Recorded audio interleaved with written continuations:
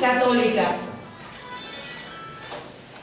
Ese, como explicaba antes, ese círculo que empieza siendo muy reducido de personas que se consideran iguales, se va ampliando a lo largo de los siglos, y el Imperio Romano fundamentalmente aporta otro elemento que le dará estabilidad al sistema político, que es la invención del derecho, que regula cada uno de los aspectos de nuestra vida y de nuestra relación con los demás, y que además sabéis que el Imperio Romano, en su afán de expansión, fue considerando también ciudadanos del imperio a los territorios y a los ciudadanos que habitaban en los territorios que iba conquistando o que iba ocupando. De esa manera, grandes poblaciones fueron gozando del derecho de ciudadanía, porque los griegos tienen un concepto muy estrecho de lo que era el ciudadano. El ciudadano, ya lo hemos dicho antes, que era fundamentalmente un varón que nace en la ciudad, es decir, los extranjeros no tienen derechos, los esclavos tampoco y las mujeres tampoco. Roma, o el Imperio Romano, que aporta el derecho también como un elemento importante en la convivencia entre las personas, y desde Roma hasta el siglo XX, pasando digo, a grandes trazos, sabéis que tenemos la Edad Media, donde fundamentalmente se vuelve a las concepciones que antes explicábamos de sociedades piramidales. Hay otros movimientos o siglos históricos importantes, la Ilustración, la Revolución Francesa, etcétera, etcétera. Pero en definitiva no será hasta mediados del siglo XX cuando hayamos extendido ese concepto de democracia y de ciudadanía, de tal forma que por eso nos sorprendemos y nos sorprende que estemos hablando de democracia griega y lo primero que pensemos es que eso no era auténticamente una democracia, puesto que existían los esclavos, puesto que las mujeres no tenían esos derechos de ciudadanía. Y os recuerdo también que fue después de la Segunda Guerra Mundial, a mediados del siglo XX, cuando la ONU aprueba la Declaración Universal de los Derechos Humanos. Es decir, cuando empezamos a pensar que toda la humanidad, que todas las personas, vivan donde vivan, tienen los mismos derechos. Resumiendo, a los griegos les debemos esa idea que decía al principio, tan novedosa, le debemos esa locura de considerar que todos y que todas somos iguales.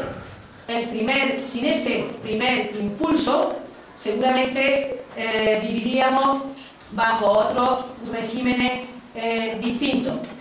La democracia, como he explicado, es un régimen político imperfecto que nos obliga a todos a participar en política, porque las decisiones se toman entre una mayoría y no entre pocas personas, y porque lo público afecta a nuestras vidas personales, también a la comunidad en la que vivimos, entendiendo por comunidad no ya solo nuestro pueblo, nuestro barrio, sino fundamentalmente el mundo entero, porque con la globalización todos tenemos el concepto de que formamos parte de lo mismo y de que lo que ocurre en otros países o en otros continentes también nos afecta a nosotros, y también estamos obligados a aportar entre todos soluciones o alternativas. La democracia griega se distinguía de la nuestra porque era una democracia directa, mientras que la nuestra era una democracia indirecta. Elegimos a nuestros representantes que van al Parlamento o que van al Senado y que son quienes se dedican a hacer las leyes que van a regular nuestra propia existencia. La democracia griega es una democracia directa. Los ciudadanos se reúnen en asamblea y deciden los asuntos que afectan a la ciudad. En sus orígenes, quienes únicamente podían asistir a la asamblea y dejar de trabajar para decidir lo que había que hacer eran las clases pudientes. Los demás, los artesanos, los que tenían el taller de armas, los que se dedicaban, los remeros, los que iban en los barcos remando, los que construían los barcos, etcétera, etcétera, no pueden asistir a esa asamblea y decidir. Y no pueden porque no pueden dejar su trabajo para dedicarse a los asuntos públicos y a los asuntos comunes. Hasta que un político de nombre Pericles decide que para que la democracia sea real, para que realmente el pueblo pueda decidir sobre los asuntos públicos, va a pagar a los ciudadanos cuando asistan a la asamblea. En ese momento, todo el mundo considera que eso es hacer demagogia. Y quiero unir ese punto con la situación que vivimos ahora mismo de desprestigio de la política y de desprestigio de quienes se dedican a ella, que pareciera que están cobrando innecesariamente un sueldo por dedicarse a eso, a la política. Pero si quienes se dedican a lo público no cobran, lo que ocurre es lo mismo que ocurrió en la Atenas del siglo V y IV a.C. ¿Quién se dedica entonces a la política? Quien tiene dinero, quien tiene capital, quien no necesita trabajar porque tiene rentas, muchas, tantas como no necesitar trabajar, y va a acudir cada día al Parlamento o a las actividades que sean necesarias.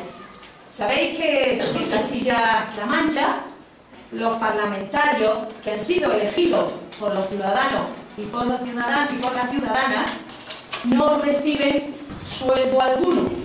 Una decisión que es muy reciente. Y como no reciben sueldo alguno, quien se dedique a ir al Parlamento, los futuros o presentes políticos que haya en Castilla-La Mancha son personas que tienen mucho patrimonio. Y el patrimonio, fundamentalmente, en mi época por lo menos así lo estudiábamos, procede, el dinero, la riqueza, procede fundamentalmente tiene dos procedencias. Una, la herencia. Uno es rico porque tus padres lo han sido, tus abuelos también, tus bisabuelos y tus tataranietos también, y ahí está el caso de la duquesa de Alba o de muchísima gente que no necesita trabajar porque hereda mucha riqueza y mucho patrimonio. Y la segunda es que uno tiene ese dinero porque se ha enriquecido.